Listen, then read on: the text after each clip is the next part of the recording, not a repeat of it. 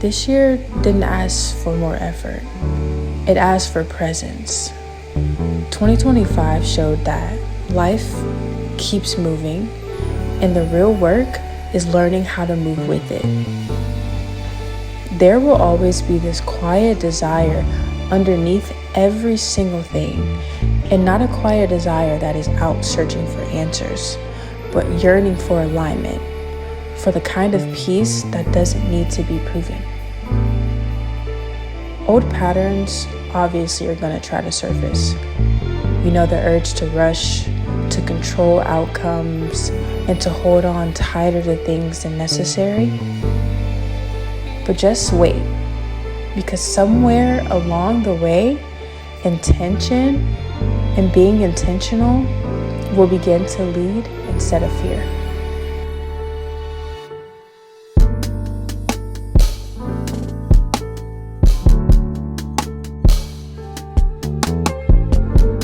Hi soulmates, I missed you. Welcome back to my channel.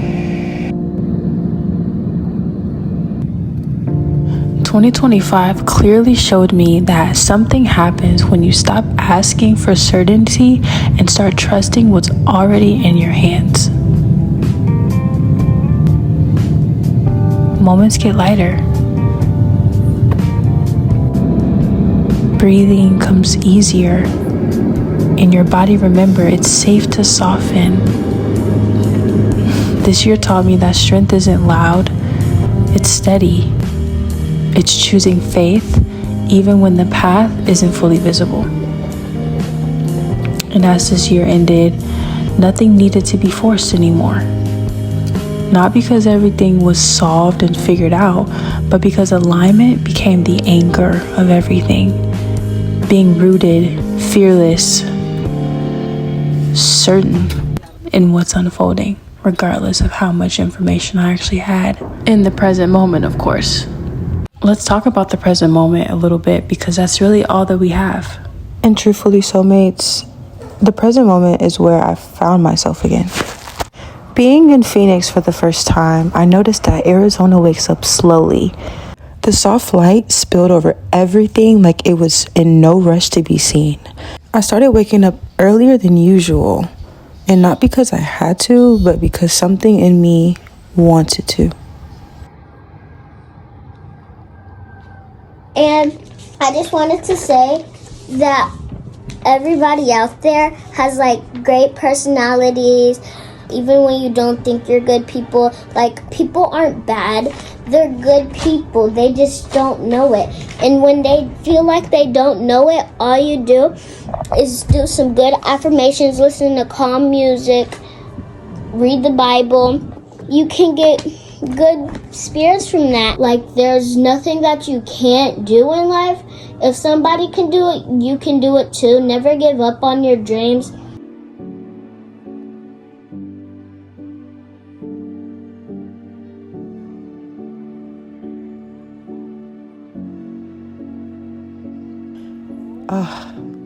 There's something about climbing a mountain before most people are awake. It feels like a conversation with God that not everyone slows down enough to hear.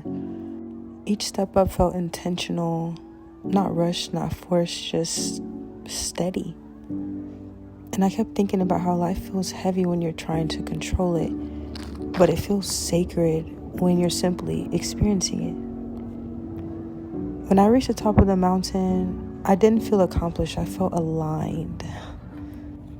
Like, this is what it means to be present, to witness God's creation without trying to own them, and to see beauty without needing to post it immediately, to breathe and actually know that you're breathing.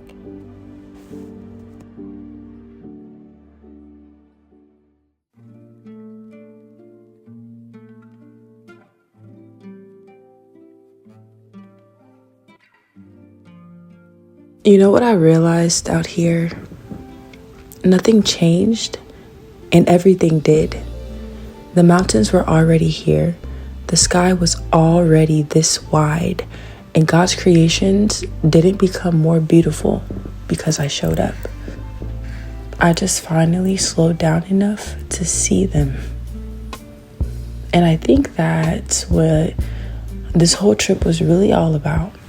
It was about remembering that life feels different when you live it on purpose. When you wake up early, not to escape life, but to meet it. When you move your body because you're grateful it carries you. When you sit with your family and you're actually there. I used to think peace was something I had to travel to, but peace is just presence. And presence is a daily choice. This trip did not make me a new woman. It revealed the one I've been becoming. Regulated, intentional, and aligned. And if you take anything from watching this, let it be this. Your life is already sacred. You just have to enter it that way.